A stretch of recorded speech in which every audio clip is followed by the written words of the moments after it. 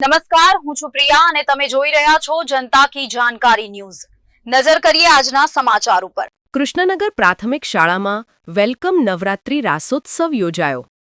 રાજકોટ જિલ્લાના કૃષ્ણનગર પ્રાથમિક શાળા ખાતે વેલકમ નવરાત્રી મહોત્સવનું આયોજન કરવામાં આવેલ હતું, જેમાં બાળાઓ દ્વારા સામૂહિકમાં માતાજીના આરાધના કરવામાં આવેલ હતી, તેમજ બાળાઓ પ્રાચીન અર્વાચીન ડીજેના રાસ તાલે ઝૂમી ઉઠી હતી, તેમજ આધ્યાત્મિક અને ભાવમય વાતાવરણ રાસોત્સવ યોજી બાળાઓ ઉત્સાહથી ભાગ લીધો હતો, તેમજ જેમાં આ તકે શાળાના આચાર્ય સરોજબેન નિમાવત સહિત શાળાનો સ્ટાફ જોડાયો હતો।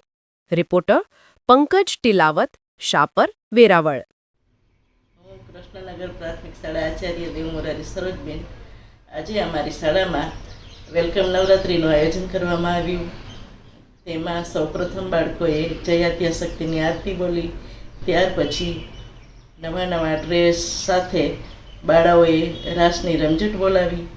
આ કાર્યક્રમ દર વર્ષની જેમ આ વર્ષે પણ કરવામાં આવ્યું, કારણ કે અત્યારના યુગમાં યુવા પેઢી છે એ મોબાઈલ તરફ આગળ વધી રહી છે, ત્યારે બાળકો આધ્યાત્મિકતા તરફ વળે અને ભાવમયી વાતાવરણ, આધ્યાત્મિક વાતાવરણ મળે તે માટે આ કાર્યક્રમનું આયોજન કરવામાં આવ્યું હતું।